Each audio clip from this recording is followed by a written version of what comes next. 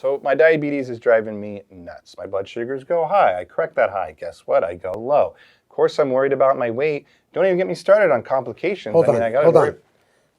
I have just the prescription for you. Yeah?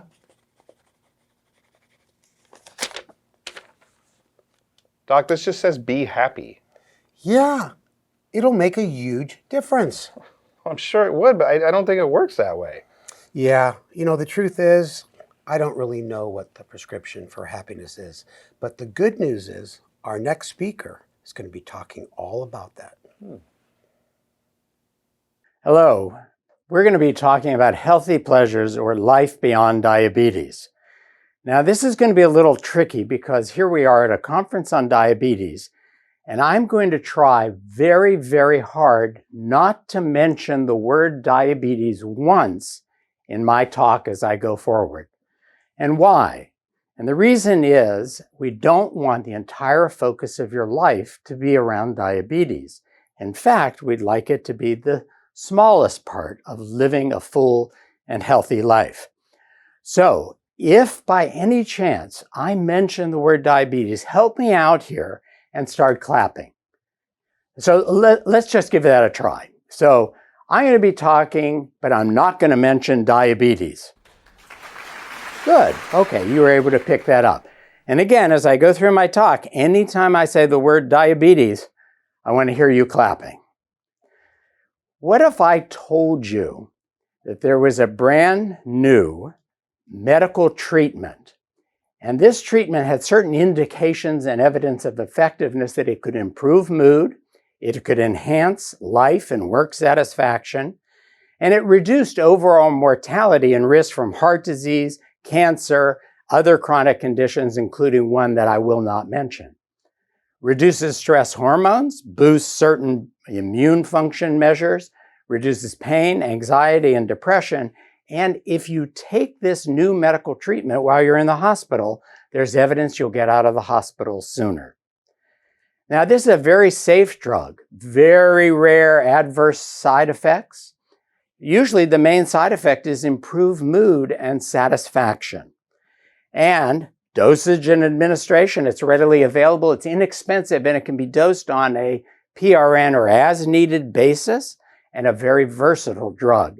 It can be taken by print, tapes, classes, on the web. And here's a nice added feature. This drug can be prescribed without a license. You can self-prescribe it. So what if there were a new medical treatment like this? Well, I can tell you that my medical colleagues often find this a difficult pill to swallow. Could there be a medication or treatment so effective and so powerful with few side effects, and we're not prescribing it regularly? Well, I'd argue there is. And the generic name of it is Healthy Pleasures, but it comes in a variety of brand names. Sometimes it shows up as sensual pleasures, which would include music, massage, aromatherapy, sexual pleasure, and nature therapy. But there are other pleasures, the pleasures of optimism or positive expectations and a sense of confidence and sense of control. And finally, some of the most powerful pleasures are not ones that focus on ourselves, but are really altruism or selfless pleasures that might come from volunteering or helping other people. Well, that's the territory we're going to take a brief look at. But that's not the way medicine usually operates. I'm a physician, and I can relate to this. Here's a conversation between a doctor and a patient. The doctor says, "There's no improvement. Henry, are you sure you've given up everything that you enjoy?" Well, sometimes I feel like a medical terrorist or a health fascist. That is, somebody comes in and they're really enjoying something, and I'll find some reason that they shouldn't be doing it in terms of their health. Well, a number of years ago, I worked with a psychologist named Robert Ornstein, and we wrote a book called Healthy Pleasures on the health benefits of sensuality, optimism, and altruism. And we asked a very simple question. When we thought of the healthiest, hardiest, most vital people we knew, they didn't focus on their health all the time. In fact, you could go out to dinner with them and the whole conversation wouldn't be how many milligrams of saturated fat are on your plate or their plate. And they enjoyed physical activity, but they didn't check their pulse rate every 15 seconds to make sure that they were fulfilling their prescription and staying in the target zone. In fact, throughout evolution, we evolved to seek out things that are pleasurable because they either increase individual survival or the survival of a family or community group or the species. And so we looked and scoured the literature and developed this hypothesis of healthy pleasures. And we focused on areas of sensuality, altruism, and optimism. And we found that volunteering or shopping or smelling or mindfulness, vacations, happiness, chocolate, imagery, dancing, and so on were things that were quite enjoyable, but also had health benefits. And I'll share just a teeny bit of that evidence with you today. So we'll look at healthy pleasures, and here's my prescription. We'll talk about savoring your senses. We'll talk about practicing happiness, and finally, indulging in altruism. So let's start. For a sensory pleasure to take place, what three things need to be in place? First of all, you need a good stimulus. Let's take a piece of chocolate as an example. Then you need good sense. That is, you have to be able to smell and taste. But you could have all that and pleasure would still not happen. There's a missing ingredient very often, and that is good attention.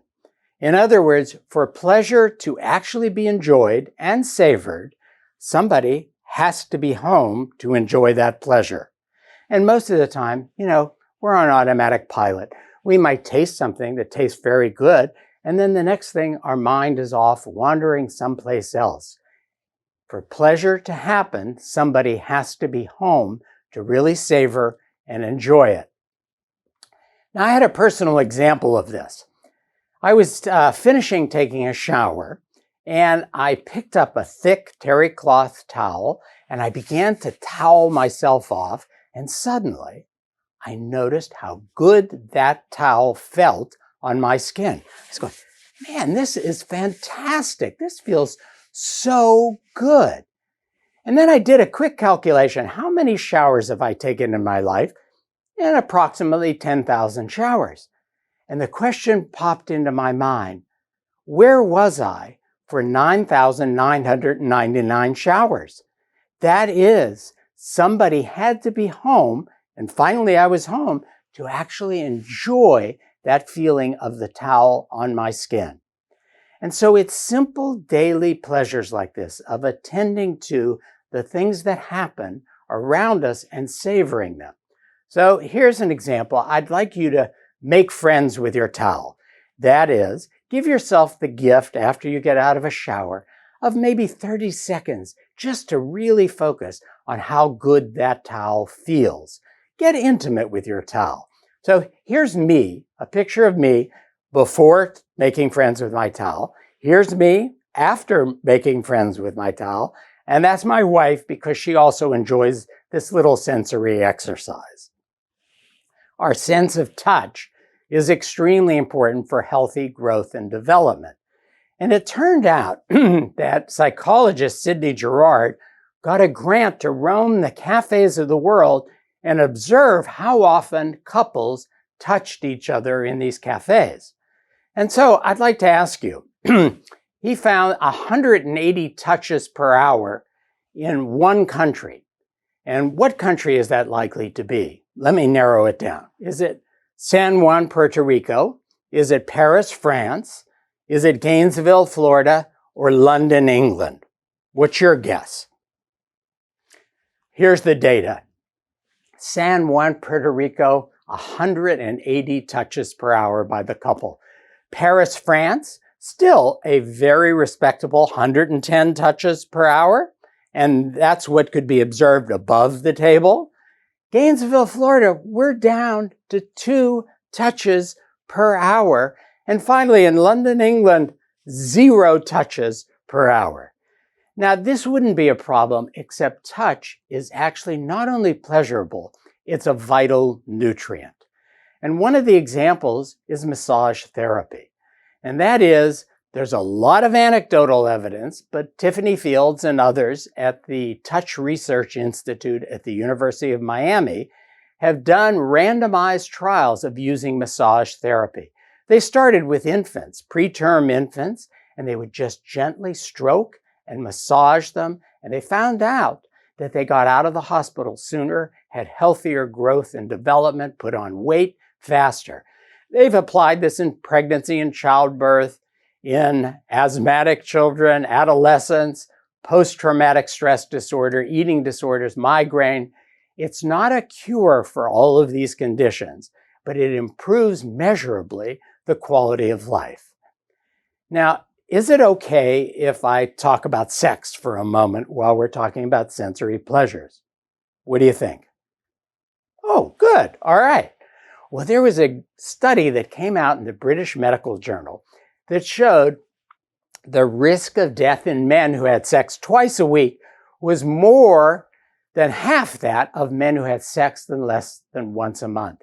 And that was after adjusting for things like age, social class, smoking, blood pressure, or pre-existing diseases. So it wasn't just the sick men weren't having sex. Now, I got very excited when I came across this study. I downloaded the article and I emailed it to my wife. I couldn't wait to get home. I got home and I said to her, "Did you check your email?" She said, "Yes." I said, "Did you read the attachment I put in the email?" She said, "Yes." I said, "Did you look at the methods section of that study?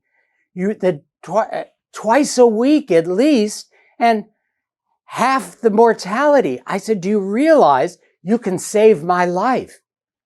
She looked at me and she said, "I think you're going to die." Well, it turns out that enjoying sexual activity, there's a lot of evidence right now, either enjoying it alone, by yourself, or with a partner, can actually improve health outcomes. Now, when I sent this slide to our AV department, I had a pretty wonderful graphic, and this is the way it came back. And then finally, I implored them to do something better, and that's the best they could do. So what about others savoring our other senses, like looking at nature? Turns out we evolved to look at nature. And when we do, we have more positive feelings, less negative emotion, lower arousal, and if we're stressed, we recover more quickly from the stress. Well, actually, this plays out for patients going in for surgery. They looked at patients going into the same hospital for the same type of surgical procedures, and one looks out their window and they see a lovely wooded tree scene. And the other are admitted for the same procedure, same hospital, but they looked out on a brown brick wall. Those who looked out on nature had less distress, they required less pain medication, and they were discharged from the hospital as much as 1 day sooner. We evolved to look at nature and to expose ourselves to nature. And this is one of the first generations of children and adults who are experiencing nature deficit disorder.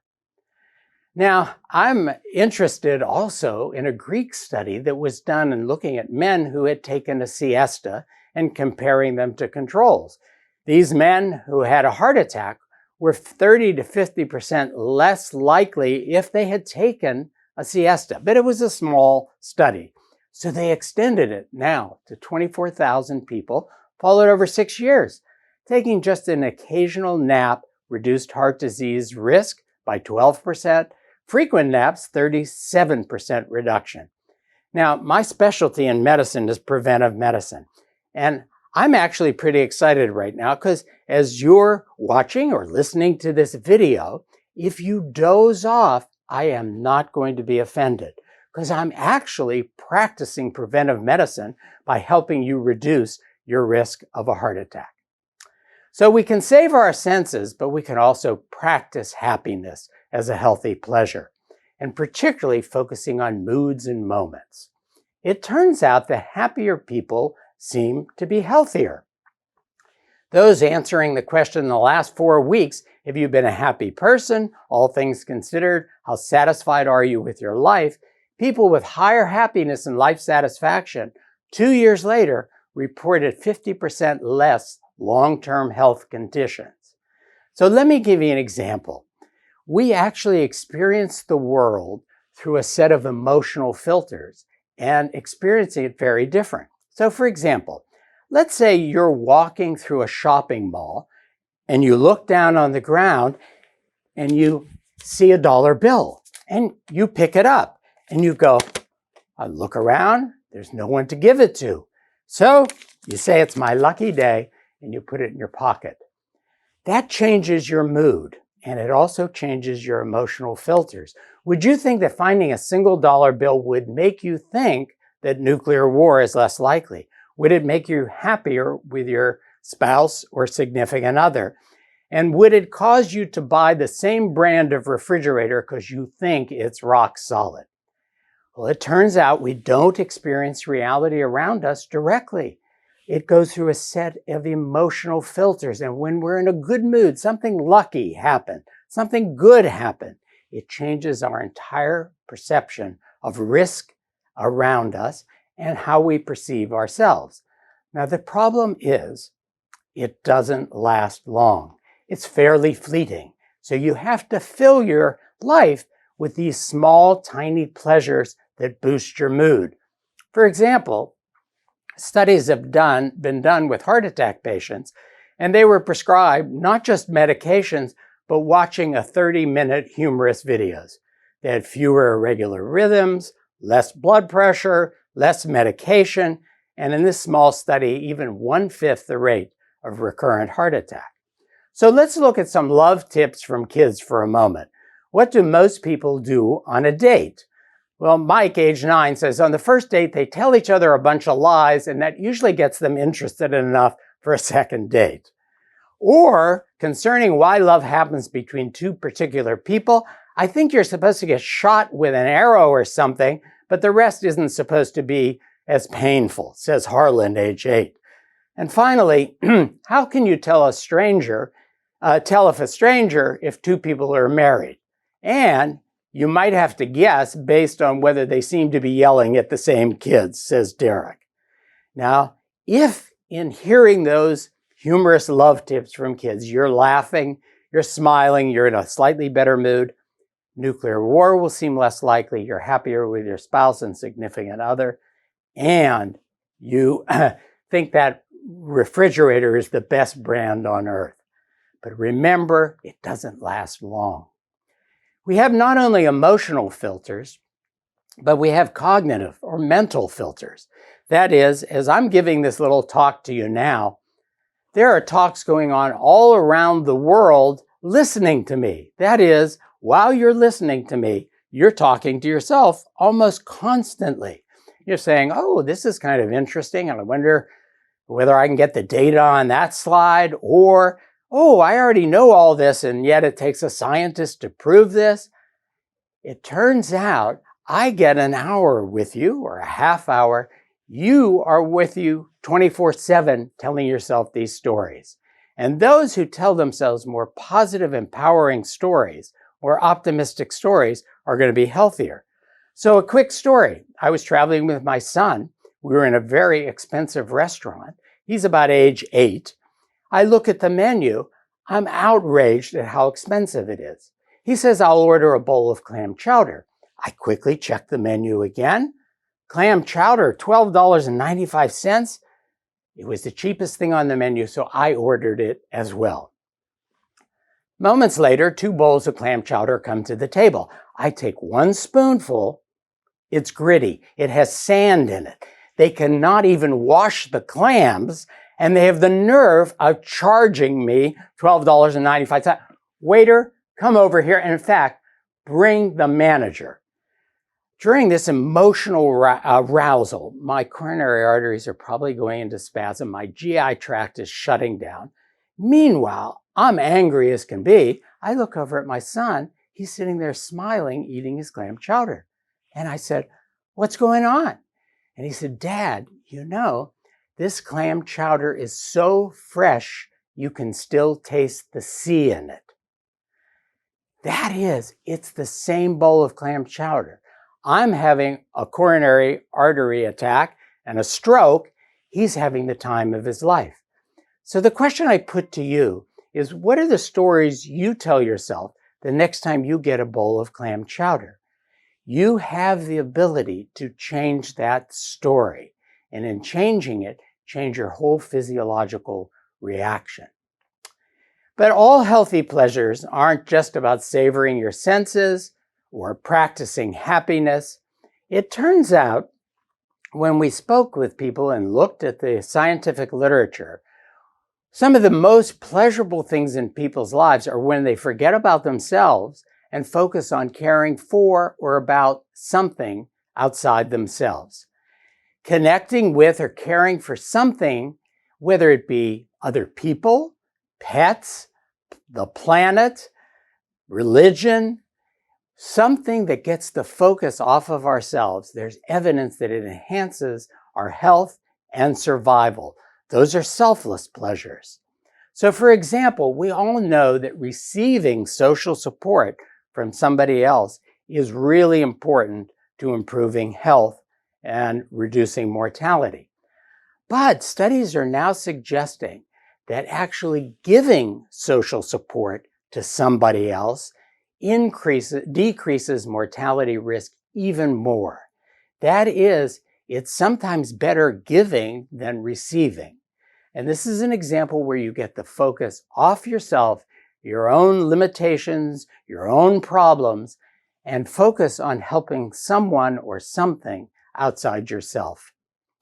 For example, a study was done on spending money. They gave $5 or $10 to a group of people, and the only requirement was they had to spend it in the next 24 hours, and they had to record what they spent it on and how it made them feel. So here's a cartoon based on the study. A new study says money can buy happiness if it's spent on someone else, then let's go to the mall and make you really happy.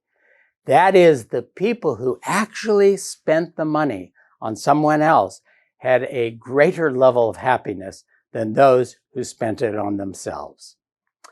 And pets make a difference, caring for pets. You know, when I went to medical school, pets were bad news. You know, you could get a dog bite, you could get cat scratch fever. If you had a parrot, you could get a rare infectious disease called psittacosis. With all that I learned in medical school about how bad pets were, it's a wonder anybody would have a pet. And yet people do. But looking at the other side of it, there was a study done that showed in the year following a heart attack, pet owners had 1/5 the rate of recurrent heart attack. And I know you're thinking, oh, sure, you have a dog, you go out, walk the dog, you get exercise. It did not matter what type of pet you had. It could be fish. You don't get a lot of exercise with fish. It could be a pet python. I had a pet python. I didn't get much exercise, but I did get a lot of hugs. When you think about our caring for someone or something outside of ourselves, like a pet, it turns out, where else could you get such non-judgmental acceptance but from our pets? So another way to indulge in altruism to improve health is to practice gratitude. And Emmons, a psychologist up at the University of California, Davis, and his colleagues had done some of the early studies where they did a very simple exercise. They asked people at the end of the day to write down 3 to 5 things that happened in the last 24 hours that they were grateful for. And they would make the list. Now, here's the interesting thing. I tried this exercise. And you know, when you're sitting down, writing down those things you're grateful for, well, it turns out that it not only boosts your mood in that moment, because you're thinking about those wonderful things, but for the next 24 hours, it boosts your mood. How does it do that? Well, if I know I'm going to face a blank sheet of paper tonight and put down 3 to 5 things I'm grateful for, I'm already starting to pay attention. My antennae are up. I'm filtering my life experience, looking, seeking out, and noticing the things that I'm grateful for. So you're priming yourself to notice those very small things that can boost your mood and improve your happiness. Now, if you find on your list that there are people that you're grateful for, write a note of thanks and gratitude to them, or communicate directly and explicitly to them. It turns out when they survey people at the end of life, one of the biggest regrets they have is they didn't let the people around them know how special they were to you. That is the biggest regret, was not letting them know how grateful you are that they're in your life. So, what's my pleasure prescription for you? Well, it's simple. Spend money on others, play with your pets, savor a bowl of clam chowder, watch funny movies, nature programs, find $1, write thank you notes, get a massage, make friends with your towel, and I'll give you 6 refills on that. Now, if you do all those things, it will help you enjoy and relish life and may even reduce your burden of having diabetes. Oh, did I hear you applaud? Thank you very much.